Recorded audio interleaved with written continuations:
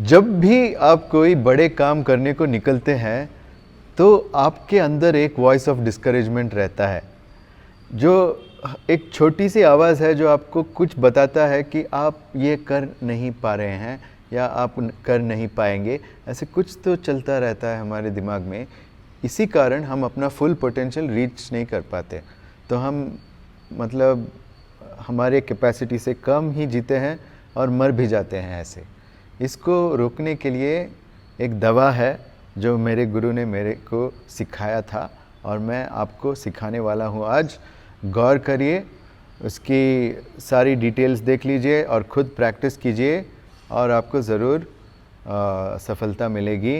इस नकारात्मक आवाज़ को कम करने में और ना सिर्फ कम करने में, मिटाने में एकदम। ठीक है, ओके। तो थोड़ा सा योग सीखना पड़ेगा। 2 चक्र है हमारे जिसमें एनर्जी रहता है। एक है मणिपुर चक्र जो नाभि के अंदर होता है और दूसरा है आगे चक्र जिसके जो भ्रू मध्य में है। ठीक है, तो हम इन दोनों चक्रों पे ध्यान करेंगे। पहले ये है हमारा मणिपुर चक्र, जिससे आप देख रहे हो कि बहुत सारे आग जैसे ज्वालाएं निकल रही हैं और ये एक लोटस के आकार में भी है। ठीक है, कमल के आकार में भी है। तो आप इसे अंदर की मन में अपने आप की एक मूर्ति बनाइए और देखिए कि अपने आप को अंदर ये भी हो रहा है और फिर अपने शरीर में नीचे झुक के इसकी एहसास कीजिए कि ये है। ठीक है, अगर आप थोड़ा सा इस पे मेडिटेशन करेंगे, विजुअलाइजेशन करेंगे तो थोड़ी सी गुनगुनी सी गर्मी होगी आपको। ठीक है, वार्मथ फील होगा आपको एब्डोमेन में। तो ये आग जल रहा है।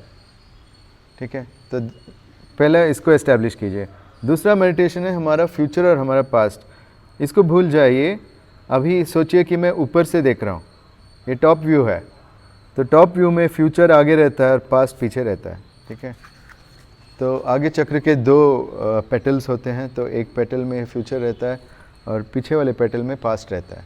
ठीक है, तो ये इन्फिनिटी तक जाता है, मतलब beginning of time to end of time. कोई एंड ही नहीं है, टाइम तो इन्फिनिट है ना। तो इस पे भी ध्यान दीजिए। फिर आप सोचिए कि आप कुछ बड़ा करने वाले थे, लेकिन ये लेकिन कौन कहता है? लेकिन की आवाज़ को ढूंढिए, कहाँ से आता है? उस लेकिन के बच्चे को पकड़ के निकालिए ऐसे। ये कौन है कैरेक्टर हाथ में? इत्मीनान से देखिए कि हाथ में कौन है ये। ठीक है, हाँ। तो फिर आप देख रहे हैं इसको, ये कौन है? आपको समझ में भी आ गया है कौन है। ये जो आग जल रही है ना, बड़े बड़े ज्वालाएं निकल रही है ना, उसमें डाल दो। जलाकर राख हो जाएगा, रिसाइकिल हो जाएगा अपने शरीर में। वो रिसाइकिल होके नए तरीके में आ जाएगा। वही आवाज़ अभी रिसाइकिल होके फिर से आएगा। ये इतना पावरफुल मेडिटेशन है जो मैंने अभी सिखाया कि जब मैंने ये किया तो सारे मेरे अंदर की कंप्लेनिंग आवाज़ें चले गई। एकदम विक्टिम वॉइस नहीं था, कहीं भी विक्टिम वॉइस है ही नहीं।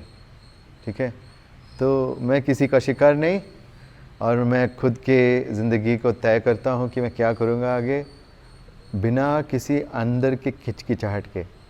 ठीक है, जैसे आप नहीं कर सकते, ये कैसे होगा, मतलब